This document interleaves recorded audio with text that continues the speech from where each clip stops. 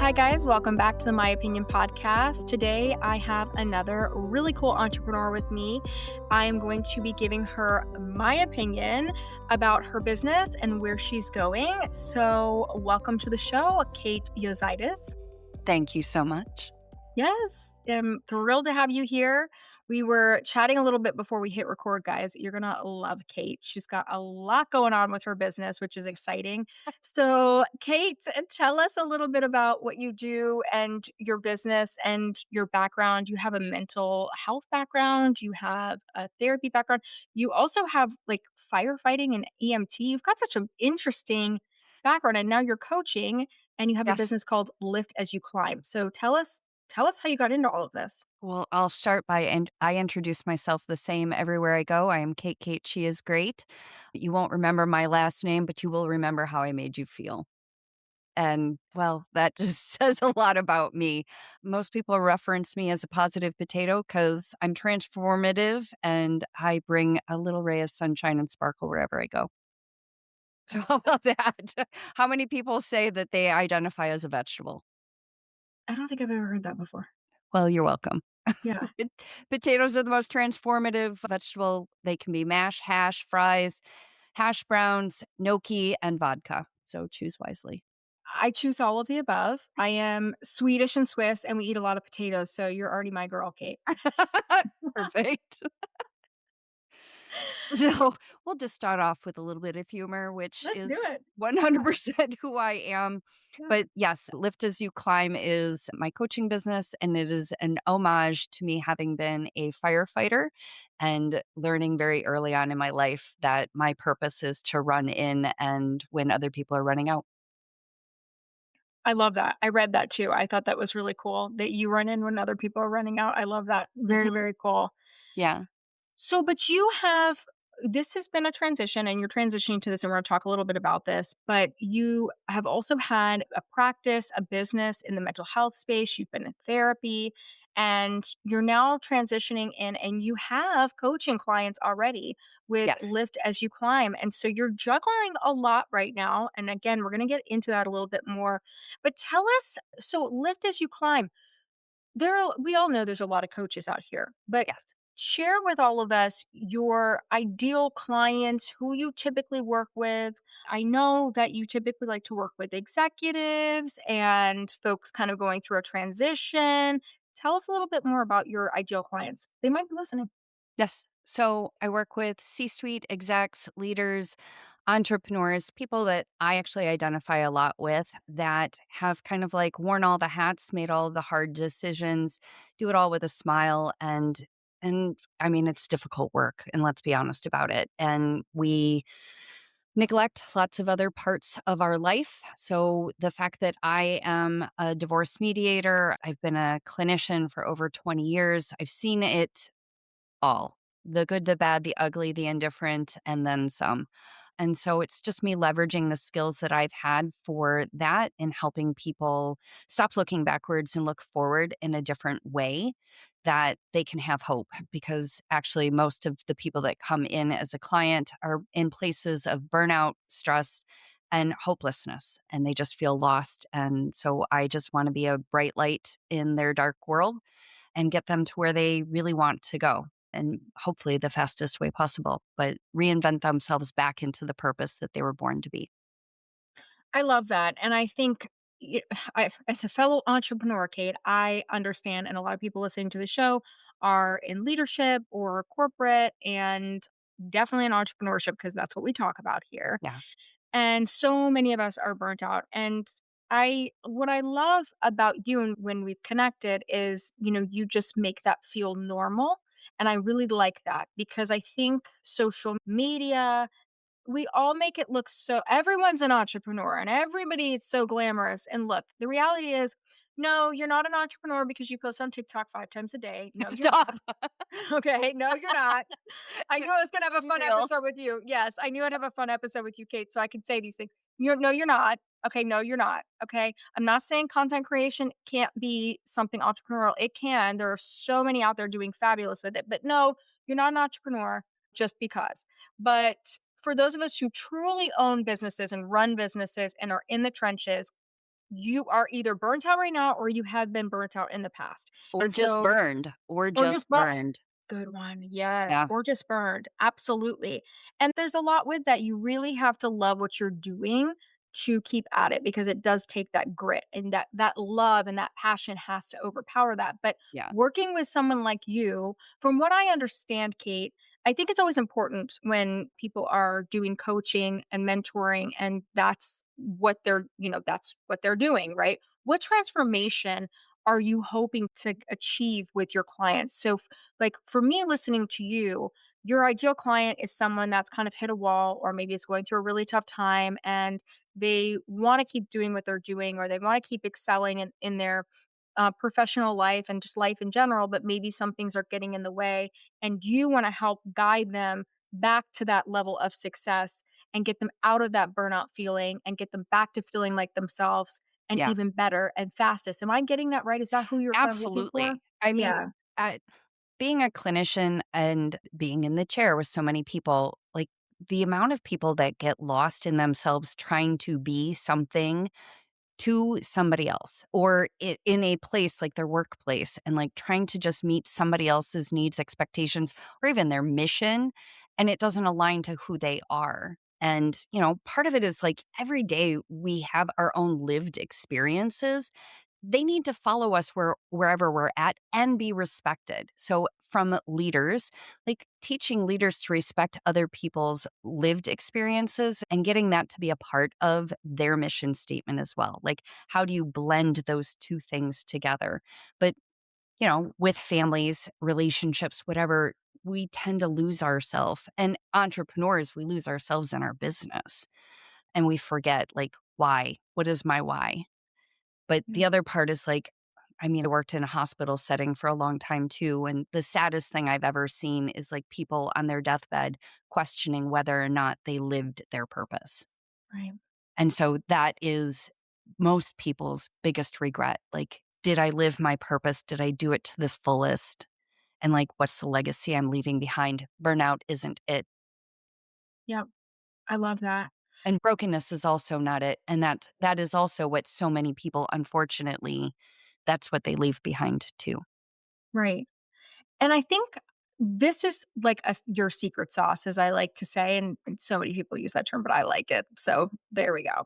But Kate, I think it's a secret sauce for you as you are diving into coaching becoming kind of your full focus because I love that you have a clinical background. I love that you have this mental health background and that you've owned a practice and Yes. you've had all these experiences. I mean, just like the example you've used, right? You've seen people dying and, they're lived their regrets and like what an incredible perspective that you can give to people as you're guiding them through this particular experience and these executives and these leadership people and these entrepreneurs that are struggling with burnout and you want to guide them to still like no, is this really what you're passionate about, is this your purpose? No, no, no, don't just stray because you're burnt out. Let's get you reset, let's get you back in love with this and passionate about this and back to your core. And you've got the experience of seeing these folks regret doing that because I see it sometimes too where people get really, burnt out or a big life change happens or, you lose someone passes away, go through a divorce. I mean, hello, I've been through all of this. I'm speaking from experience too here. And you question whether you should continue to live what like this entrepreneur life or this leading life where you are living your purpose because you're just like wanting to give it all up. And so I think it's Right, or wonderful burn that it you all want to to the guide. ground. Yeah. Yeah. Or burn it all to the ground. Right. I have been Exactly. there. I like, give me the matches, like, Yeah. match gasoline, let's burn it to the ground. Yeah. And then, like, no, that doesn't make any sense either. Right. Yeah. And I think, it's I have this vision of you, Kate, meet your ideal client is someone that's about to strike that match and you're the one that grabs their hand and goes, "Nope, I got this," right? I I come don't out know with the why. fire extinguisher and the hose. I'm like, "No, no, no, no. Hold on. Let me put on my turnout gear. We got this." Yeah, that image just came to me, and I think it's also because of, you sharing with me your background, this, because you had a major thing just to click on this for just a moment. I was reading that you were in a severe car accident at quite a young age, and then you Yes. walked away, and then you went into, the fire, I mean, that I guess that's why we're using fire, right? You went into firefighting and all of that kind of field, and then you went into to be a clinician. So you've had quite a journey with saving people, like Yes, helping people. I've done nothing small nor easy by any means, but yes, a rollover car accident that should have claimed my life, and instead, everybody should make decisions with a concussion and Oh, yeah. and be like, I see my whole life in front of me, and yeah, I jumped on and started my firefighting career. I was the youngest paramedic in the state of Illinois and decorated as a lifesaver of the year before I was 19. So like it speaks to my grit or stupidity or both. I mean, somebody told me recently, they're like, you have to be a little bit crazy to be a therapist. I'm like, yeah, well, true. And you have to be a little bit crazy to be an entrepreneur. So I was like, times two. But It all checks. There you go, it all yeah, checks. And our, analogies about putting out the fires. Guys, Kate has literally put out fires. So, yes, she yes, can do it, you can literally and trust me. metaphorically. Yes, yes. So, Kate, again, I love your background, love what you're doing, love the transformations that you wanna work on with these particular clients. So, what challenge or challenges do you wanna talk about today on the show that you want my opinion on? Oh, I mean, the challenges are plentiful. That is Welcome to true. entrepreneurship. Yep. Yes. So I would say my biggest challenge right now is I got a foot in and a foot out. And so while it's not unusual to wear multiple hats, but to wear a hat of where I have been and the stretch of where I am going. And, it's difficult to know when to let go. I've identified and it's become a part of my persona, which I don't really like that to be true. And yet it is very, and I have to just accept that I have been this thing and I need to step fully into this other space that I know I am meant to be and do great things. It's scary and you don't know how to navigate it. Like nobody tells you how to stop one thing and start another thing easily. I can tell people how to do it in divorce and I can tell people how to do it in other aspects of business. And it's funny because when you're inside the jar, you just can't see outside of what that label is saying or the directions for the love of God. I cannot read. I didn't come with directions. I didn't realize it. Yeah. None of us do, right? We're all just figuring it out. I So, I want to find the person who did. yes, yes. So, okay. So, as far just so everyone listening understands too, because you may be going through this challenge yourself, and I think this is a really valuable episode for this, like to talk about this, because you still own your clinical practice, Yes, okay? And Kate's working about 50% of her time in that, from what I understand, right, Kate? absolutely. And you're working 50% in your coaching, which is great. It's great. So let me go back to go forward. So with your coaching business, where you are right now, where do you need to grow to feel like you can let go? Like, do you feel, or I'll phrase it this way too, because it might, one question might resonate more with you. Or do you feel like because you aren't letting go of the practice and you haven't sold it, and we'll kind of talk about different things we can explore there in a second. Sure. But do you feel like because you haven't done that, you're not able to scale, or do you feel like you need to scale more in the coaching before you can let go? It's kind of the chicken or the egg question for you right now. I'm gonna tell you that is the hardest question, honestly, to answer of, like, That's okay. what what needs to happen first? Like, do I need more clients in coaching? Yes. It's that balance of, I still have to pay the bills. Right, And that's why I'm asking. Yeah, yeah, exactly. that Okay. still has to happen, Yeah. and, scaling the practice doesn't make sense anymore. Agreed. So, it's well, how do I stop? How do I stop? I feel like somebody just needs to come and, like, slap me in the hand and just, like, "Stop it." Well, we'll do a mini slop today. Okay. So Okay. here we go. So one thing I want you to look at and take away from this, and this is what would be advice to anybody that's going through something similar. And I think this can even apply, honestly, Kate, if you're at a corporate job too, right? Because if you started like another business on the side and you're like, but I'm not ready, I mean, you're kind of quiet quitting, right? It's totally different with what you're, right? But it's different with you because you own that business, right? So Right. it is your baby. You're not going to let it fall to the wayside. I feel like with my corporate girls that listen to this show, right, ladies, um, we quiet quit on that. So it's a little different, but you can connect with this story for sure. So Sure. for the coaching aspect, what and you may have done this already, but Kate, what I want you to do is come up with your minimum number of clients that you need to quit the other situation, the clinic and all of that. We'll talk about what that transition would look like in different situations in just a moment. But you have to put pen to paper and make that commitment to yourself. You Mhm. have to. I had to do something very, very similar back when I went all in on my business. I started this business in 2017, my event business, my and this podcast, and then these other businesses came from it as well. But I had to put a number on paper, and I will tell you the number was lower than what I was making in corporate America, but I really looked at my bills. I was like, "Okay, what's gonna pay the mortgage? All the bills that I have to pay. I also have to pay for my own insurance, like all of those things." And I put pen to paper and I was like, okay." I was like, "Yeah, no wonder I'm staying at my corporate job because I'm making more than enough to cover Yeah. this and then some, right?" But then I looked at those bills and then I added in some fluff and then I said, "Okay." I said, "So when I hit enough clients that I'm paying this and still a little bit of money if something happens, something comes up, still want to do a little vacation here or something." And I will tell you, I made that commitment and kept it to myself. And that was in 2020, which is a crazy time to do this, Right? owning an event company. And I flipped to virtual and I got two retainer clients and like some ad hoc clients that would just hire me for different things.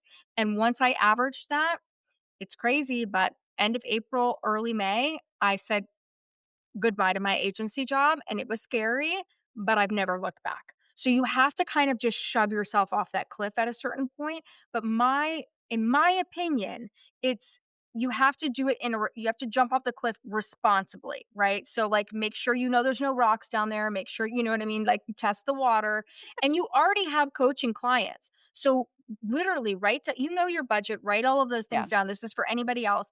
And look, you have to be okay with the fact that it might not be as much as you're making now, but it's gotta be enough so you're not super stressed out because then that doesn't do anybody any good. So that would be like my mini step for you. Like, that's a homework thing you could do tonight, right? And just like over the weekend.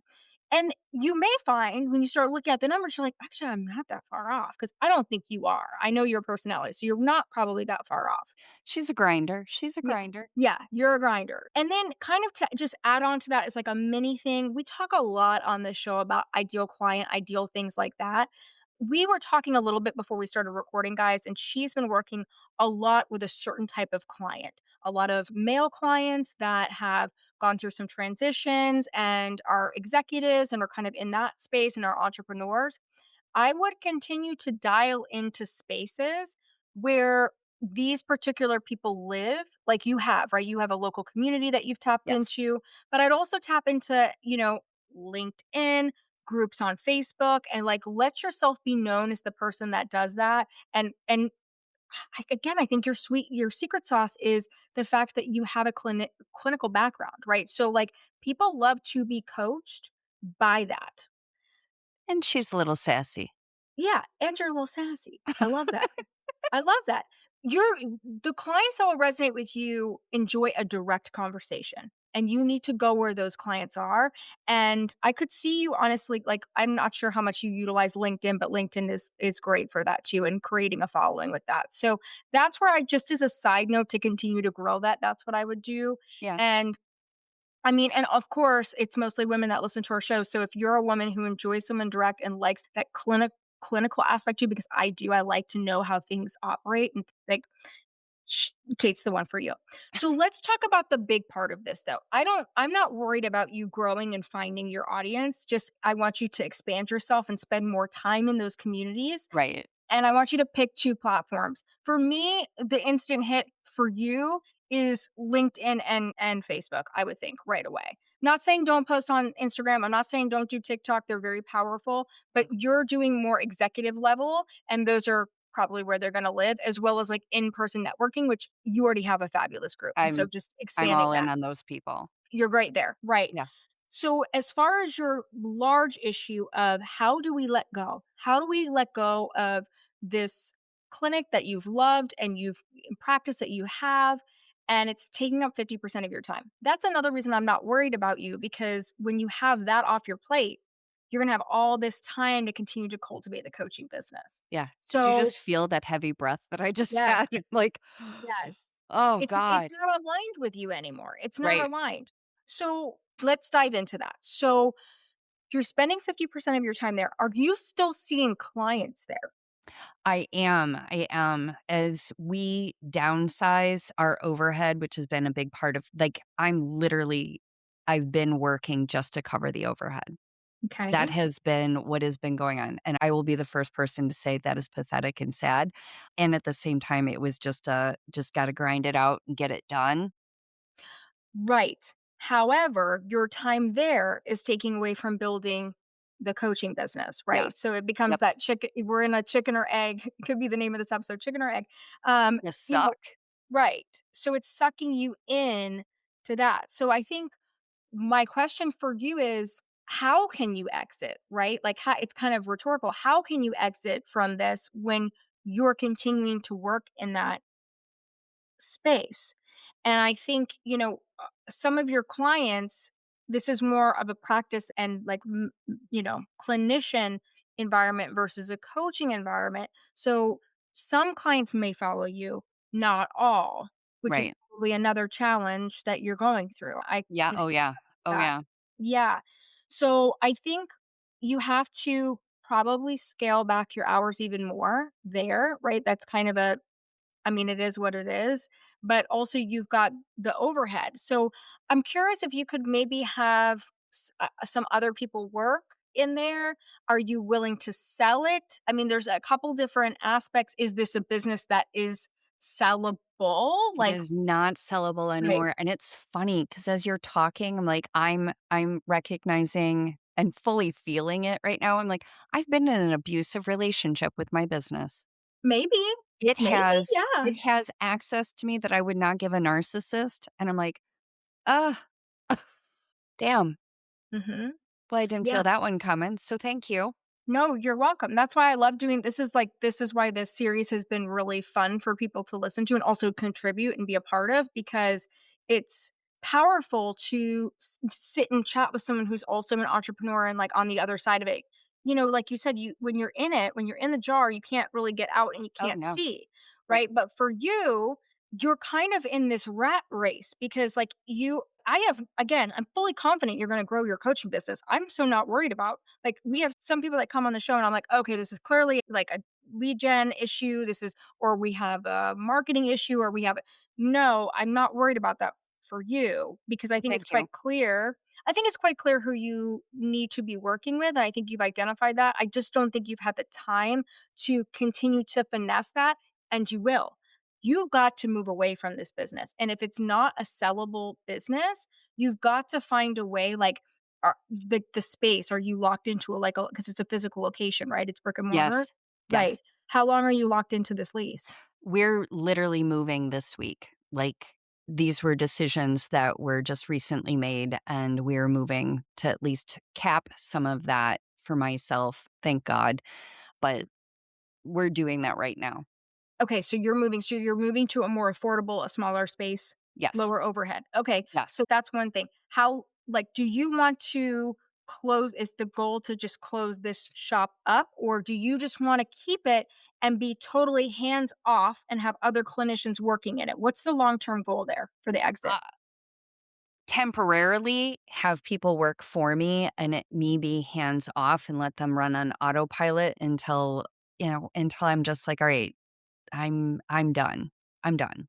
So I think, okay, great. Good to know that. And so I think what you need to do is you need to find like really sit I mean, I'm sure you sit with your budget all the time. You're an entrepreneur. But God. sitting right, it's like all we do is budget. Like, oh my God, I get it.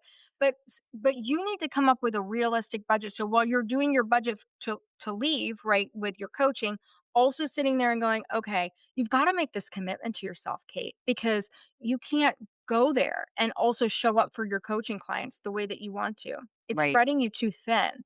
That's why but guys, just so you know, before we hit record, Kate was like, God, everyone keeps telling me, yeah, I have so much. You do because you're being pulled in one way eh, t- towards something that's just not serving you anymore, but serving a lot of other people, which that's in your heart, right? Yes, always. a part of you. You've served other people in every career decision you've made. So of course you don't want to abandon that because you're like, but the coaching is serving others and serving you. So Yes, that's where you need to be. And we know that. So going back to exiting, you need to sit down and look at the budget and come up with your exit plan. Okay, so over the next 3 months, maybe I am working in the business, but here's the budget. If I can bring in this clinician, maybe I have two or three and that covers it. Here's what they can make, and here's what I can hire for, or here's where I can move this around. Maybe you can then hire like a virtual assistant or someone to manage, or maybe you scale back on, do you have an office manager right now, or are I you do. handling that? I do. So, I mean, that's the tough thing too. That's a high overhead, an office manager, right? Yep. Managing all of that. So do we kind of navigate this office in more of a hands-off approach where they are more like contractors that are working for you? These are things that I would explore to cut overhead for you because you're already moving, which is great. That was going to be recommendation number Yeah. 1 for holding on to this.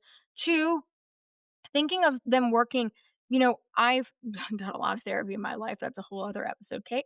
And, there's been times when I've gone to see independent clinicians. My therapist I was with for many years, over a decade, he just rented a space. I don't know. Maybe you change the business model a little bit to that. I don't know if that aligns with you, but that might be something. And then automating some of these office processes that are happening.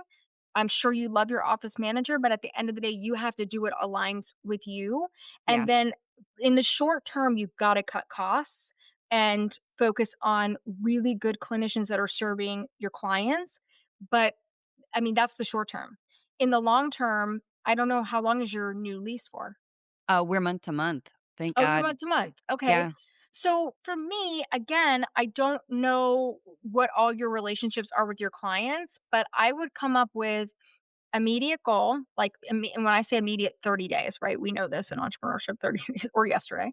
Then Tomorrow, that's I'm gonna make right. all of the decisions and Tomorrow. do it all Yeah. tomorrow. I Yeah. I mean, I feel like I do that a lot anyhow, so Yes. Yes. So I would kind of chunk it up into that, as we know. And then I would, if I were you, my goal would be 1 year. It would be 1 year to be out of this because it's not serving you and it's going to continue to hold you back. yeah. And I think, how many clinicians are working or I therapists have are working at a this? contractor and a full-time employee. So the contractor will transition quite easily. Yeah. That's not going to be a difficult thing. I think your difficulty might be with the full-time person, and so maybe having those conversations about how you can make that transition easier. Um, but if you've got the 2 and then yourself and then you've got an office manager. Yes.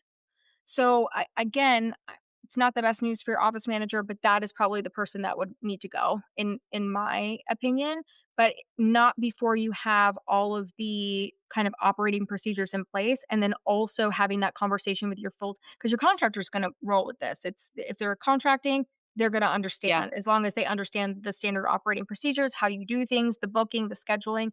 But I think, your full-time person, you would have to have those conversations. It's fine. We're entrepreneurs. We have hard conversations all the time.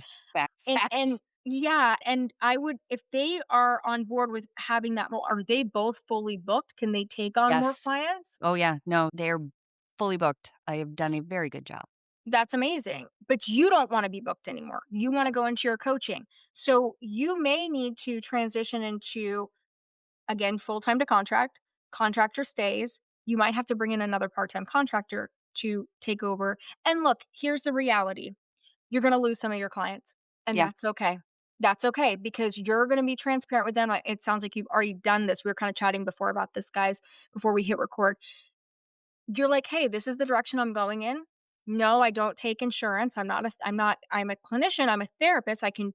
That's what, but I'm moving in this other direction where it's not therapy. We're not diving into the past so much anymore from what I understand in my work in therapy. It's not digging in the past. We're more like what's going on now and how are we moving forward in the future strategically and aligning better with you." And so you're just wanting to shift. You're wanting to shift. You don't want to dig in the back anymore. You want to help people move in the forward in a different way. And that's more aligned for you. So maybe that's what that looks like. Maybe full time pivots into contractor. Maybe you keep contractor too.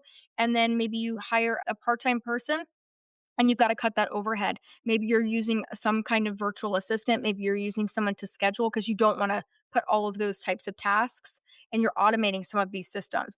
Yeah, So, your short term goal is to get your 50% work there to 20 to 25% tops. That would be my short term goal for you in 90 days.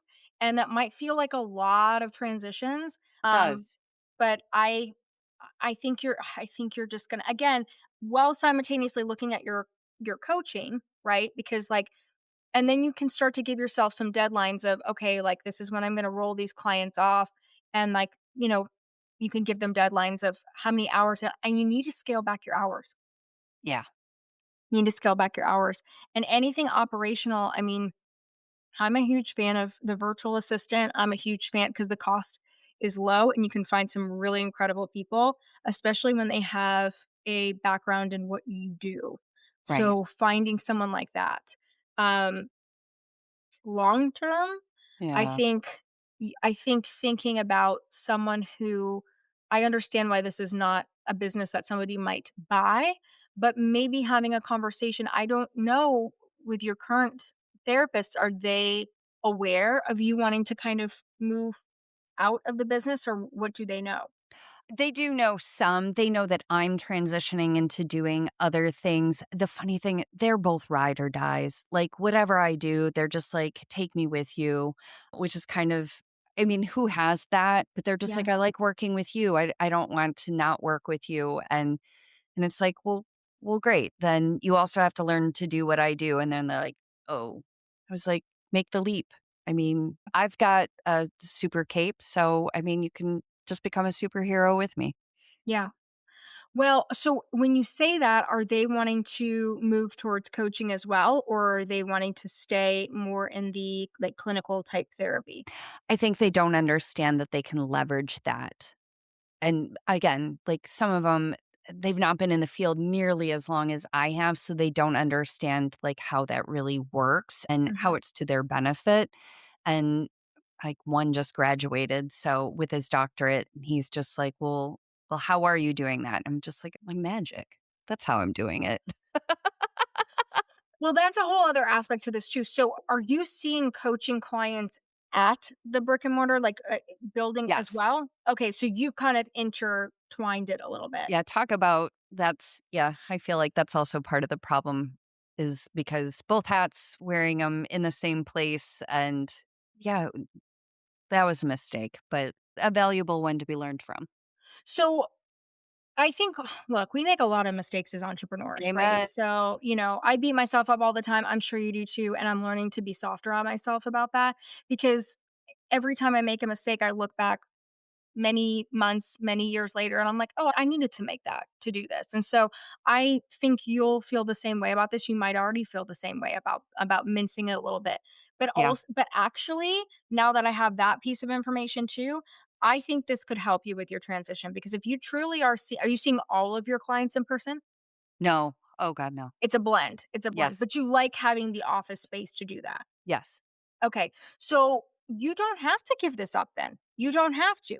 You need to transition what you're doing there, and you need to cut some of that overhead as you're building. So Yes. those would be the main things. You don't have to sell the business. You don't have to. I think you need to be very clear with your contractor and with your full time person. This is the direction I'm going. This is, these are some serious conversations to have with them, and let them know, like, I'm not saying, like, we're in transition. I'm 50-50 right now. I'm transitioning to 75-25. And then over the next year, you need to sit down and really know what your goal is. But for me, listening to you, my goal would be 1 year, you're full time in that.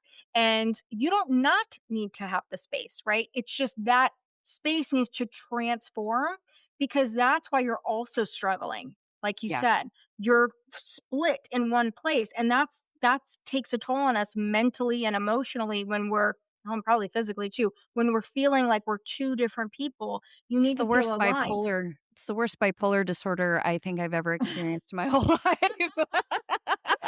And I've experienced a lot of bipolar people. Right. So that would be my advice and my opinion to you is to do that and then having these conversations with them because I didn't realize you were going in there and doing both. So you actually don't if one of them wants to come maybe the contractor, I'm just making this up, but maybe the contractor is like, "I really love this coaching. I think I want to go more in the coaching direction with a clinical background." You keep them. Cool. They bring clients in, you keep them. Maybe one of the other ones is either full-time one or maybe this is vice versa, whatever says, "No, I really wanna do that." Then you give them the time and the space to eventually roll off, and you need to bring people like, build this just like you built this practice, build it Yep. into a coaching practice because I think you know how to build a business. Now that I have more information, that's what I would do.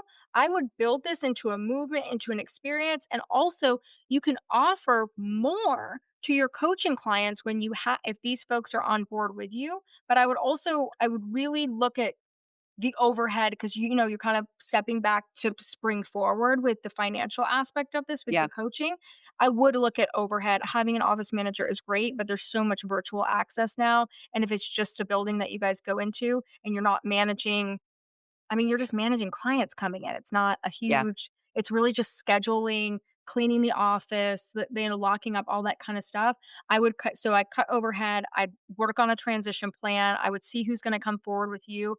And then, if you do, one comes with you, one doesn't, you hire someone that has a book of business already that can come Yeah. in and work with you. That would be my short term kind of 1 year look for you. And I'm looking at you right now and you look lighter when I'm saying that. It's not I'm just the serious. lighting. It's not just the Well, light. I mean, your I like lighting is fabulous, but yes. I like because I feel like somebody needed to give me a deadline. You need 1 year. That I feel like somebody needed to give me a deadline I because want I otherwise want you to email me or, like, we also have a community of women that meets for networking that I'll send you the link to, you can join us, it's free. I want you to get in the community, and I'm gonna whenever you join, I'm gonna be like, "Kate, how's that going for you?"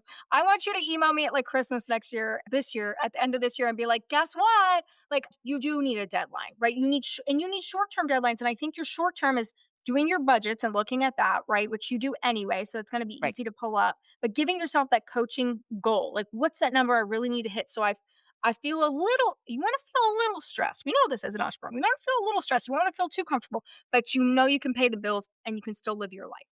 But on the other side, it's going to push you to keep pushing to that 25% over here with the practice, right?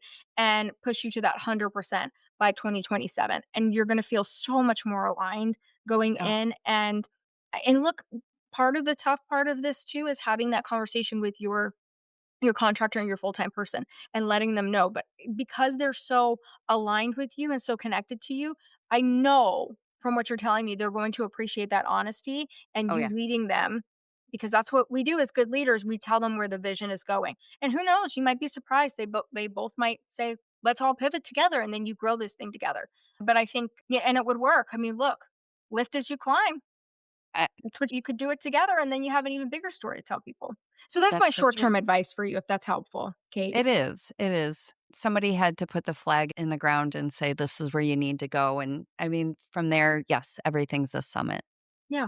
And like there's some options in there too, right? Like as you go, it's gonna shift and there's some options, but I think you've got this. And I just see how aligned you feel when you're talking about your coaching and helping these specific types of clients in a more holistic way Yeah, versus, but you can take everything you've done with the clinical background and apply it there and even more. So I'm excited for you. Keep us updated. We want to know how absolutely. this is going to go and this trend because this is really, I mean, this episode is about transitioning.